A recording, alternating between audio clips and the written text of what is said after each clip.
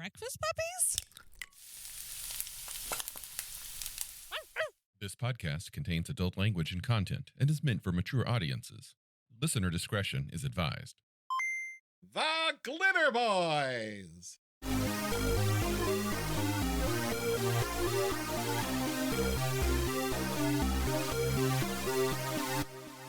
Today, we are diving into Book 3 of the Palladium Fantasy Role-Playing Series. Now, if you listen to our last couple where we talked about this follows a similar format because there is both a first edition and a second edition version of this book. Now, this is the last one, I believe, where they do that.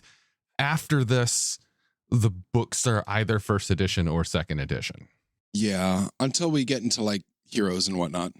I think they have the same, yeah. Let's see, after this, we got like the Northern Wilderness stuff and whatnot, and they never really converted those. They just sort of, I don't know, they did something with them later, further down the line, but at least with Old Ones and High Seas, we have first and second edition versions. Okay. We're going to tell you about them and compare them and why they're awesome. Well, just start staring at the cover. Like, first and foremost, I gotta say, I love the sepia of the old version versus the like the nacreous green of the second one. Yeah. The monster is better than the hand. I don't like. Is that a dwarf? Because he's awful skinny. I think it's either a dwarf or just a really short bearded guy. I don't know. A short guy, he's bearded and he's got a helmet with horns on it. That's a dwarf. Yeah, and I mean, I don't like his cutlass. I don't like the neckerchief on the bard. That guy is going to lose the arrow because it's on the outside of his thumb. Like, I don't like the second edition cover. I think it's garbage. I like the first edition better for in every way. Oh, it's beautiful. I think it's a more beautiful painting. I like the font because it's still continuing the original blocky, as if it was carved in stone kind of font. Yeah. And that ship is gorgeous. That is a well done ship. The monster is kind of amorphous. Well, not amorphous, but it's not as detailed as you might expect. You know, I mean, it's a sea serpent, but it doesn't look like I'm a sea serpent. It looks like a tentacled horror from the deep. And it's that's wonderful. exactly what it is. Yeah. And it has a decent ship on it too, you know. So this was where young Nathaniel first learned the different names of ships. This book, when this book entered my library as a kid, I devoured it and read about all the boats and was super, super fascinated and then forgot it all. Oh, no. Okay, good. Because I have some notes on the ship names and types because they're not, they're okay. Well, anyway, this is following in the tradition of the previous book. We've got a book that gives you several settings all across the world. It gives you people in those settings. It gives you adventures in those settings. And if, again, follows the same format, we open up with some new character classes and skills. Now, something you might be familiar with if you look at the old Palladium books, they've kind of done away with this in the more recent stuff. But back in the day, before they didn't really have a huge internet presence and an ability to answer questions more quickly, errata of previous books would appear at the beginning of a new book, and this is no exception. I know I often talk about art, and I'm going to this time too, because I think it deserves mention. I love the 70s style line drawings, and it's hard for me to make out, but I think these are by, they're either by Kowarski or Astrakhan. Could be on the first gen one. I love that line drawing with like the in front of the castle under siege with the like 70s framework around it. That's like quasi medieval. It's gorgeous. I have always loved that style. Yeah. It's more of that wonderful art that sold me on the first book. You know, like the long bowman or the very simple line art of just two people duking it out in combat. This is much more of that, and it's, again, why I love this book. Yeah. There's some interesting things in the first book. Like, they start talking about age. I don't agree with how they chose to do age because they gave no benefits to it. It's odd that there's no wisdom kind of thing to it. Like there's I know in my own personal, aging, as I'm sitting here staring at my salt and pepper beard, which is increasingly becoming more salt, that I have gained a significant amount of understanding, which I think would probably be like MA, like how you would MA put that all together. Is more how you present to people. The fact that everything just goes down and nothing goes up, it is unusual. Like, because a lot of RPGs, if they have aging mechanics, will then add like wisdom. Your wisdom increases, your knowledge or whatever. However, the case could be made that that's what experience is. It could be, because you have all these other skills, you have all these other, And I was thinking of that too. I would like to say that this doesn't exist in the second edition. Now, it may be covered in other places in the second edition of just Palladium Fantasy, and I don't honestly recall if it is. Yeah, I don't either. It's just not there. They go straight to skills. Yeah, I'm looking right now in second edition. Yeah, they basically just start with the classes and the new skills and new magic. So yeah, here's one other way that they differ. Some of the optional rules in here are not in the second edition version. However, many of them got ported into the main book. So perhaps someone can educate me on this. Perhaps the main second edition book now has the aging rules. I didn't go back and check because honestly, I just ignore those rules. I don't think I've ever used aging stat mechanics in a role-playing game. I've had them inflicted on me before, but yeah. There are a lot of really interesting skills here, which wouldn't come up except when you desperately need them because you want to do something. And as a person who pulls weird shit out of any orifice he can find constantly, I love that there are skills that will cover it. Do you need to know how to breed and train dogs?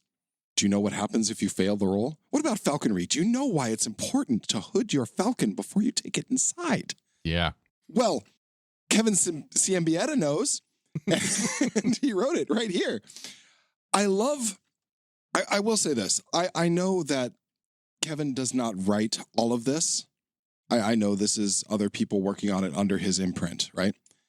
But I do like that I can tell someone with a wide base of non-expert knowledge, but still like relatively knowledgeable about things, has his hand in all of this. And I love this because I love that I need to know what exactly Forced March does and why it is a skill and why you need to develop that, because you can whip the troops and get them going, but how long can you do it for? Do they have the Forced March skill? I love this book. Yeah. There are many things I love about this book, and I will go into some of them as we continue.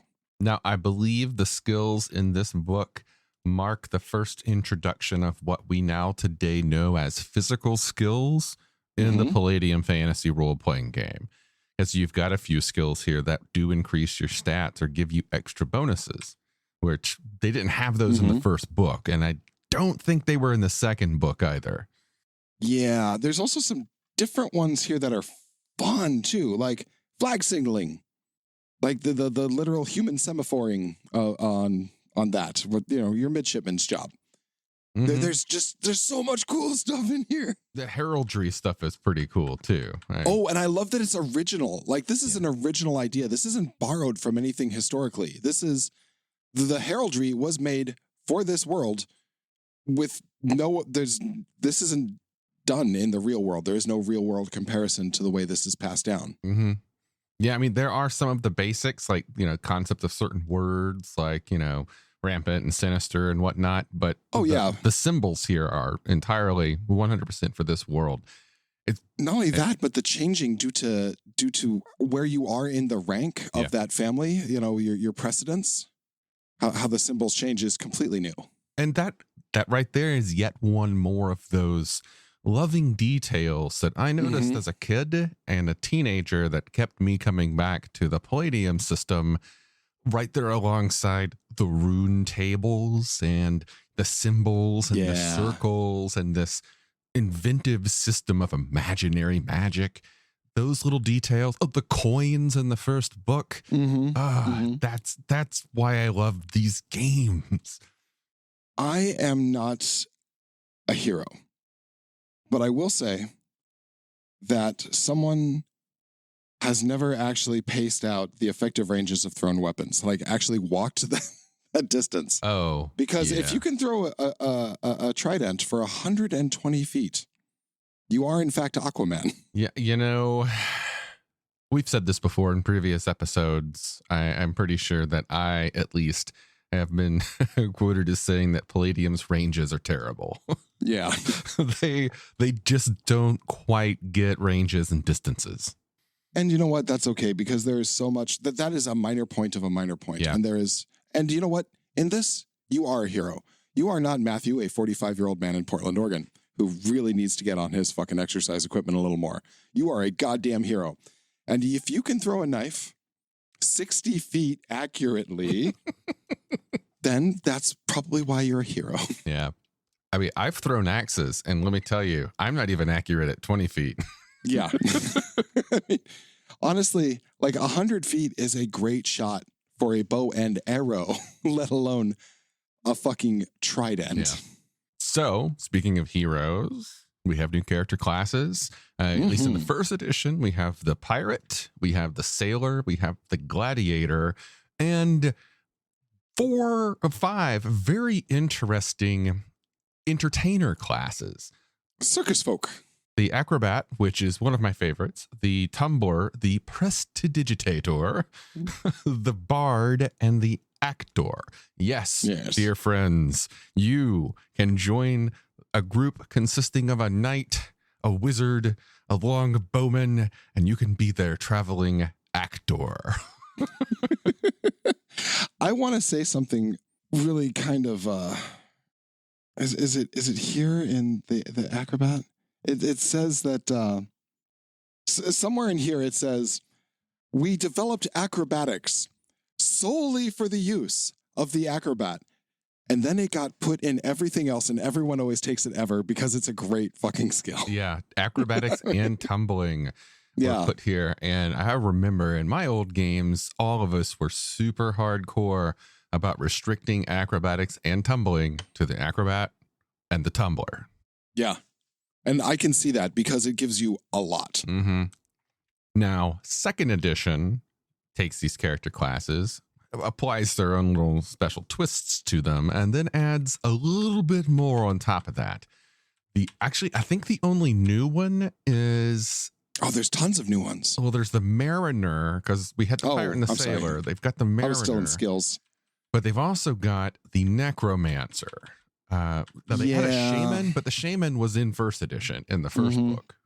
The Necromancer, I thought it felt really shoehorned in. It didn't really have its purpose here. Yeah. And I'm not sure why they did that. But I wanted to really quickly, before we move on from skills, talk about some of the new ones in the second edition. Oh, yeah? What we got? Because if you wanted to be, you could be a medieval roadie with stage carpentry, lighting, and assembly. Is being a non-combat character like a tumbler or a juggler just too much? Is that too much in front of the screen? Well, don't worry, friend, because we actually have the guy who sets up for the bard, and you can take that skill and like really be like third tier back. Yeah, in the first edition they had the prestidigitator, and in the second edition they take that class and give it more stuff.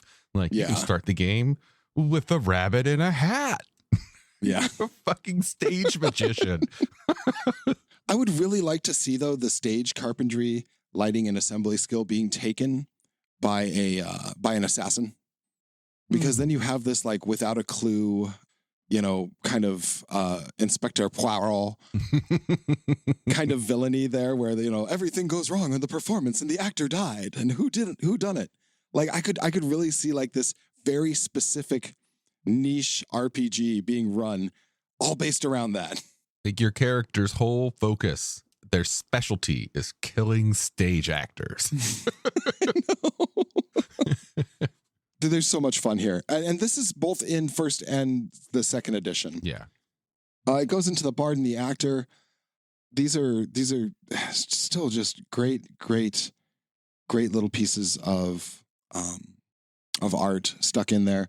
I really like the that clean line drawings that you're getting. Yeah. I like what's in the second as well, but it's starting to feel very long. Like it's like this is by Johnson, like say on page 11 with the gladiator, but that's starting to feel more simple and less.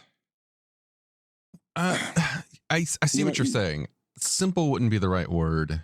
I don't know that they do, though. I'm not saying it right. Yeah, it lacks the feeling, It lacks that air of mystery and quaintness of the original art.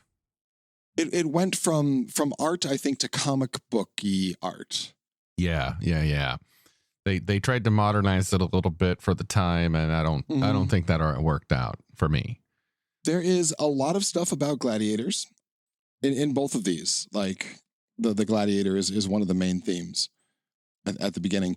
There is also one of the things I like about this is it's basically what you mentioned at the beginning, the errata in the first, where it just goes into, okay, so we gave you guys the Diabolist, and okay, now we need to talk about that for a second for like 4 pages. Yeah, we thought you would get it, but apparently you didn't. So here's 4 pages about what you didn't get. Yeah. And the summoner too. Like there's there's some really specific stuff in there. Like apparently one of the things they can do is the rune lettering. And the rune lettering is apparently invincible. Like it's indestructible. Yes. And they had to go out and say, okay, the paper it's on isn't, okay? It's just the lettering. You can't overlap it. Stop trying to make yourself paper armor of like invincible. Like there was a game that went rapidly off the rails there. Yeah. And the DM did not slap it down. Yeah.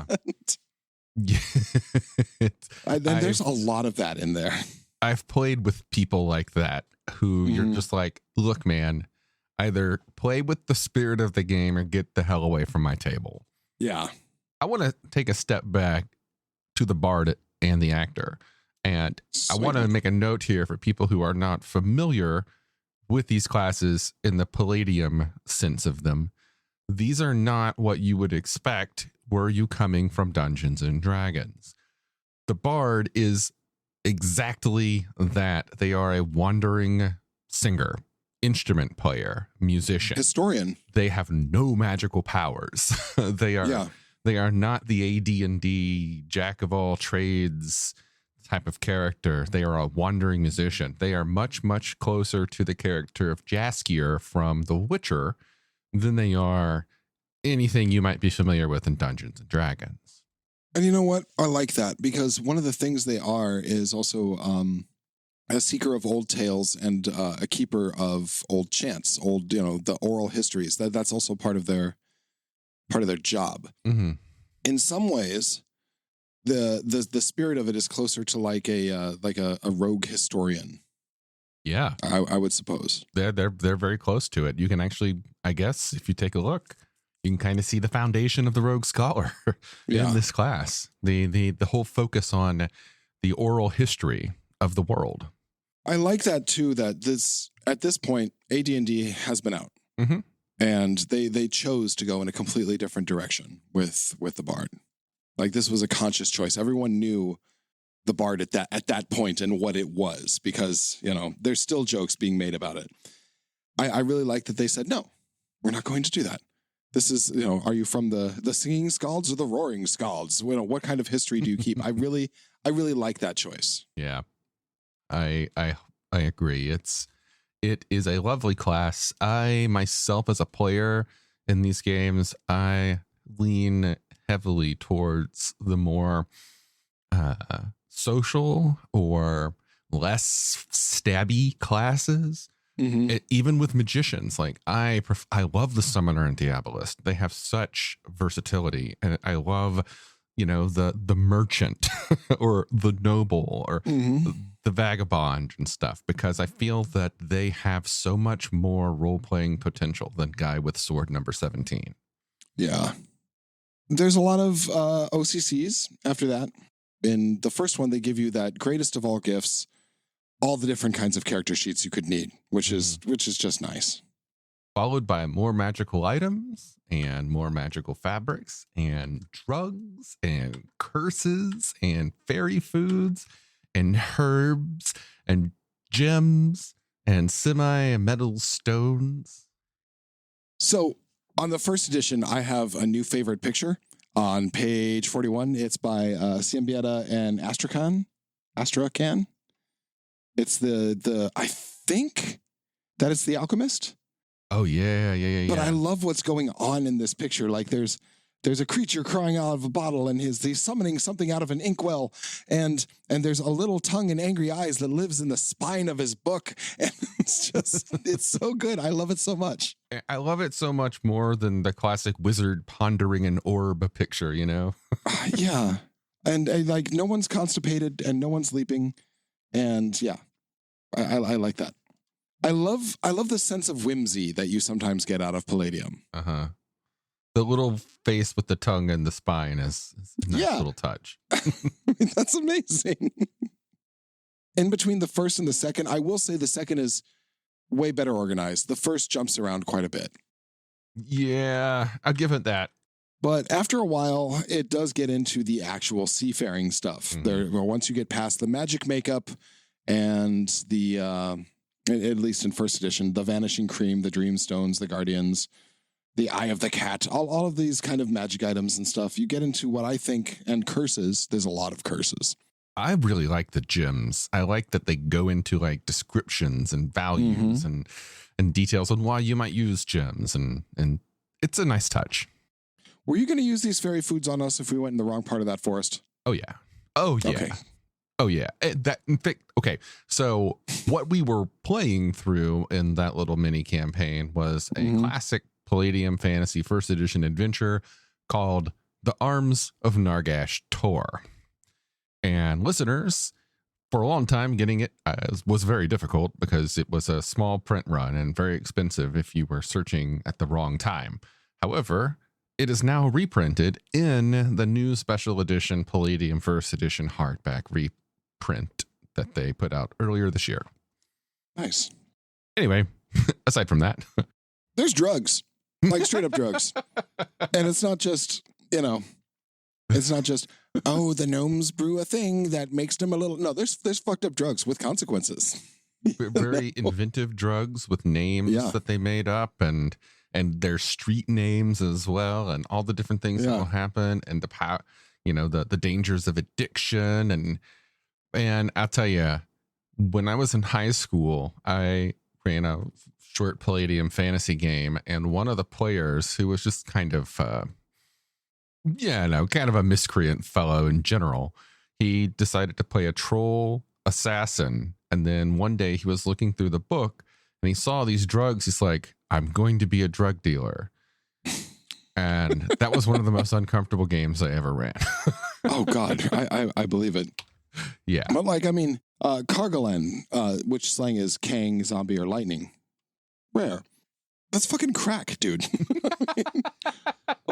This is a plant resembling a wild potato valued for its root. The root is crushed, diluted with water, strained, and then boiled into a concentrate. The result is a brown-colored crystal. Yeah, okay. And there's more and more and more drugs. Do you know Warofin is a downer? Yeah. It's a lot of drugs.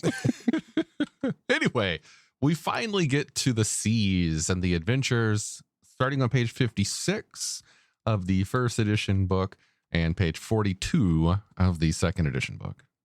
Yeah, and you have to go through the necromancer for some reason to get to the actual high seas. I'm not sure why. Yeah, again, the necromancer just doesn't make any sense. I'm not sure why it's here. It would make there's a book on the jungles. It would make more sense in like a jungle setting, To start out with, I think this entire thing is very, very, very hard to do. Naval combat is an inherently hard to do thing, especially in a system that is not set up for miniatures. Naval combat is crunchy. That's half the fun of what it is. I think they did a really good job with where they were at and keeping it within Palladium's rules. It would not be quick, but I mean, I would play it. Yeah. I mean, I've never run naval combat before because I just, not really my thing. Yeah. But I've played in a naval game and that was a lot of fun. I'm glad that I wasn't in charge of keeping track of where everything was. Yeah. I don't think anyone here in Palladium has ever worn chainmail though, because you can get out of chainmail in like 5 seconds. It's super easy, you guys. It does not take 10 minutes. Are you yourself thinking of like full body chainmail or like a chain shirt? Either or. Like either or, it's super easy to get out of chainmail. Okay. All right. Especially when you're being dragged by the heavy part, head down. Yeah. You just put your arms up. Yeah, I don't know what they were doing, but once it's just a weird little disconnect. Anyway, that's the naval combat I think you're referring to, which is I think at the back of the book. Yeah, after all. No, this is how fast what happens if you go overboard. Oh, yeah. It does kind of skip around there, yeah, because there's like rules. You start with the Sea of Despair, and then it starts giving rules on stuff that can be used everywhere, but it's somehow just in this adventure. And yeah, well, that's Palladium for you. Where important rules are embedded somewhere that you might not know where to find them. They have random encounter tables aplenty in the first edition. So many. This, I think, is where the second edition shines. The second edition has way more random encounter tables. They are a thing of beauty. They're just fantastic. They're wonderful. And if you know me, I love random encounter tables. I will say, glance on my first time read through of both. It feels to me like first edition had more maps. Were you getting that as well? The first edition feels like it's more packed with stuff, I think, because the font is a little smaller and there's less of the filler art. So it's more when you get the maps, I think they stand out more. But when I was going through and looking, everything seemed about the same. The only thing that was missing, I believe, in first edition of the several adventures, one of them didn't make it, and it was like a very minor adventure in the end of the book on one of the demon islands. It wasn't I forget the name of it. The Forbidden Isle? Denizens? No, it was towards the end. I think it was Griffin's Nest, something with the pirates. There was an adventure with the pirates at the very, very back. But yeah, most of the rest of it's there. And this is a fascinating look at islands all over the world. Like it doesn't just focus on one specific region of the oceans. It shows like, here's this island kingdom over here, and here's this island kingdom over here. And, here's the details on the sea that separates them. And here's this other island kingdom. And what I really like is that in the Byzantium section is a fully written out record of this guy's travels around the fucking world, written out like a journal. It's wonderful. Oh, yeah. I really like these books because they have so much in them. There are so many places where you can hang your hat and say, this is where we're adventuring. Is it the Isles of Yoda? Is it the Byzantium? Are you doing a problem with the Wolfen-like dog boys? Like, where are you? There are so many different areas. And we have maps of them. Yeah. And in the typical Palladium style, there is not only just the maps and this is the barbershop and this is where you sell this and this is where you buy this, but this is what they want. These are the major players. These are the subplots of the area. Not entirely fleshed out, but enough to give you, okay, they went this way, fuck. Okay, this is what's going on in this part of the world. Gotcha. We're back on track. The story continues. It's fully laid out in a way that a GM can use it at the table to build out a sandbox. Yeah. You have a world here, and it basically presents it like this. Here's this world. Here are people in this world that want things. Go forth and do. Yeah. And that, God, again, for the millionth time, this is where Palladium really shines over everyone else. It's like the difference between, iPhone and Android. One is a walled garden, and one just says, go ye forth and play, Well, no, you will see shit you don't want to see, but the islands with their mysteries and dangers, the residents of the Demon Isle, quote unquote, their little story, the whole thing about the Cyclops. I mean, everything about the Cyclops is neat. Yeah. They have their own civilization, unlike anything that you might imagine if you're just coming from D&D with the really stupid Cyclops. You've got the islands, the Flowenry Island chain, which we revisit in a few books later at the island at the edge of the world. And it's, so much awesome stuff here to do. It is as full of stuff as Old Ones was, but all of it's on the ocean. Yeah. This is a very island-centric thing, because there's a reason islands are important, especially in the age of sail. You need to restock and resupply. You need, new people, because the monsters ate that, Jeff. Got to get another Jeff. Got to go to the Guild of Jeffs. And I like that it didn't attempt to do a Waterdeep, kind of thing where it's like, this is the main and everything else is secondary to it. It just did, this is the whole world. It's all important. You can go in any direction. It just did it the way Palladium does. And I fucking love Palladium for this. Same. And adventures. And oh my God, we've been talking about this for 40 minutes. Yeah. You got NPCs, you got adventures, you got the Fairy Isles, you have the Cyclops Isles, you got the Dog Boy Isles. Like you've got everything. You've got Lemuria again, not to be confused with the Rifts one. Yeah. No, this is Lemuria. Excuse me. Yeah. Different vowel. Yeah. There's so much, and it's all so well done. Yeah. It's a great book. I think it's a fantastic companion to the first two. I would even go so far as to say that if you're going to run a first edition Palladium fantasy game, you need all three of the first books. Right? Yeah. But it's not like the, Player's Handbook, Dungeon Master's Guide, Monster Manual.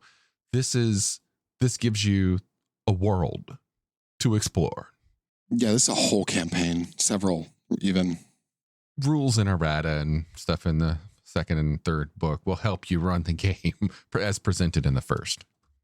Yeah, there's places in here that feel right to me, and I don't really know how to explain this well, but there are thoughts and characters and places in here that, and it might just be an affinity with how the writer's brain works, but there are places in here that I myself personally want to go and play around in as a player. I love all the thought that went into this book. Once you take away the necromancer and just put that in the book they belong in, everything else here is just spot on perfect. I love the first edition. I love the second edition too. I just like the first edition's art better. Yeah. But the first edition doesn't have the necromancer. So you're safe. Yeah. Folks. You're safe. Okay. So as to what a Ships of the World, these are way off. They're just not right. Like they're calling things incorrectly. Like it's not a lantine, that's a snow. There's just stuff. But I mean, for what it is, it's like way better than anyone else's efforts on this to this day still, I think. Unless it's specifically a high seas game. Because you have the SDC of each location, the crew, what type they are, you have its dimensions, features of note, the speed. There are some things that I find like really weird. Like you have what is basically like a ship of the line type style, which is weird because they don't have cannons, so I don't really see the point.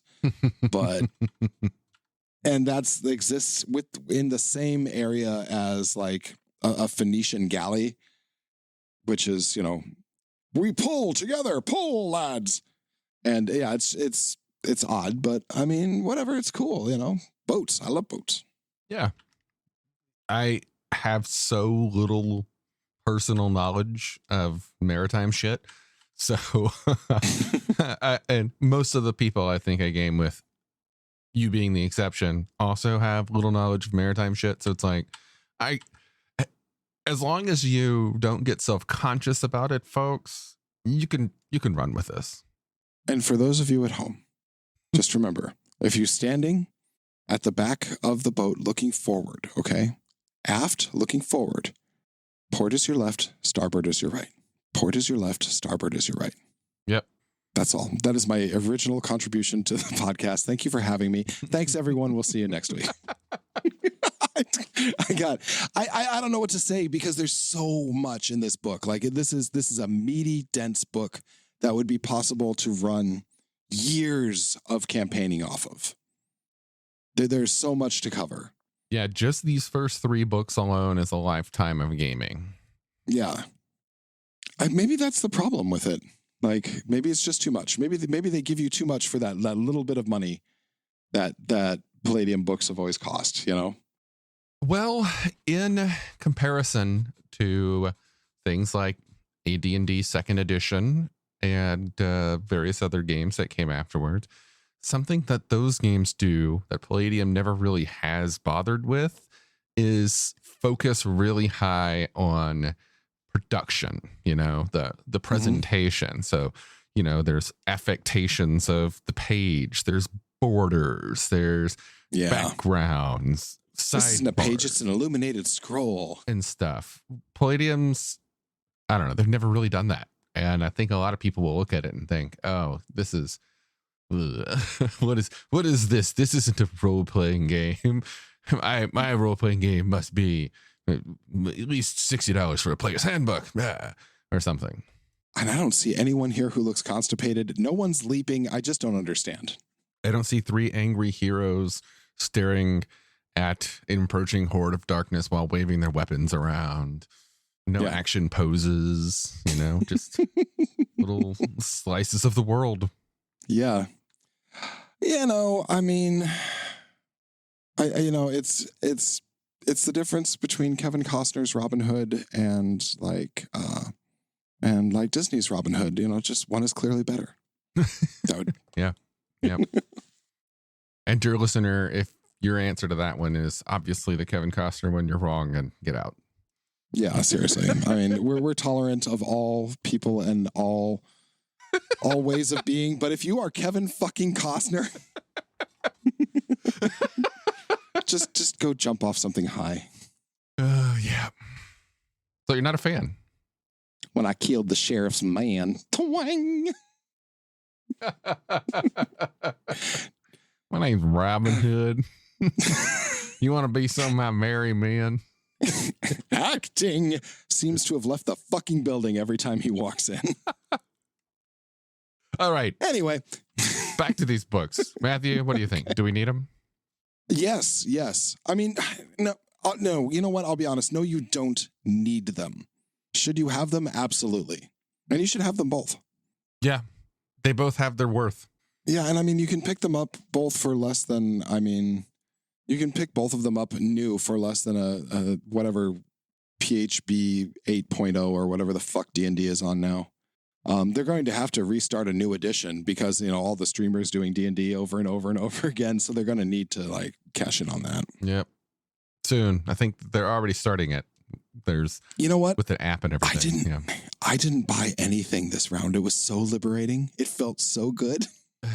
Yeah. I just let it go. I just let it pass me. That's 2. I let myself get initially excited. Mm-hmm. Before I really saw it in action and came to realize how much I didn't like it.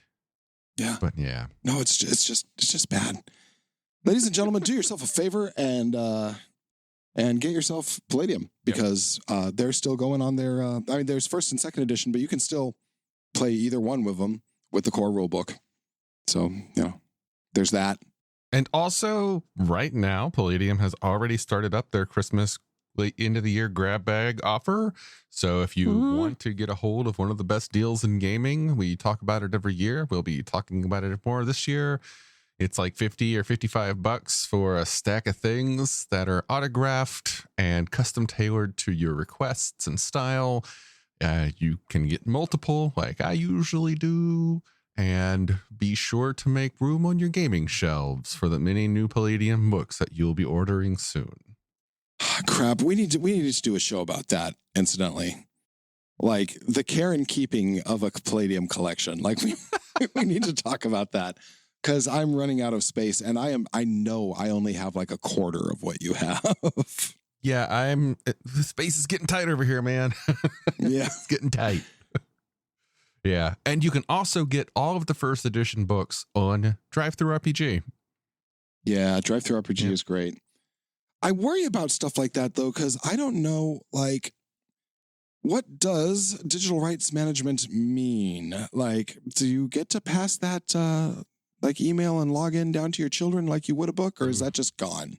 Well, I think we've briefly glossed over that at some point in a previous episode, but I don't think you're legally allowed to do that.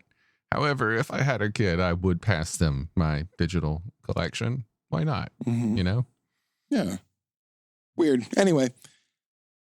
Okay, so that's 50 minutes on sea critters. There is a lot of sea critters in here, incidentally. I don't know if we even talked about that. Yeah. There's a lot of fun stuff. You need to get these books if you've ever had any interest in the Palladium RPG world. Well, thanks for listening. We'll catch you next time. Bye. Starships, magic, mystic martial arts, romance.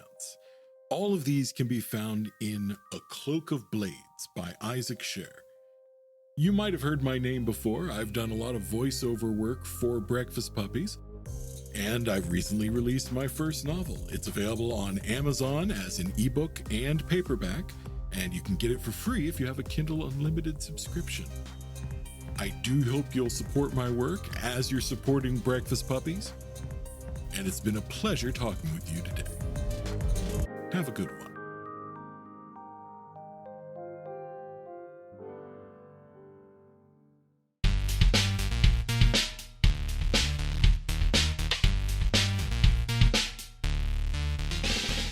You've been listening to The Glitterbois, a Palladium Books fan podcast. Glitterbois, Rifts, the Megaverse, and all other such topics are the property of Kevin Siembieda and Palladium Books. Please buy all their stuff and help keep them in print and making more games. You can order directly at palladiumbooks.com, and their entire catalog is available digitally at Drive-Thru RPG as well. Our opening music is 8-Bit Bass and Lead by Furby Guy from freesound.org. This closing music is Caravana by Philip Gross, available at freemusicarchive.org. All sound effects used are self-made or acquired via Creative Commons Zero license. If you like what you have heard, find us on Twitter and Facebook as The Glitterbois. That's BOIS. And check us out online at breakfastpuppies.com/glitterbois. And also join us on the Breakfast Puppies Network Discord at breakfastpuppies.com/discord. And if you want to help us out, please spread the word and help us build a community. Thanks again for listening. We'll catch you next time.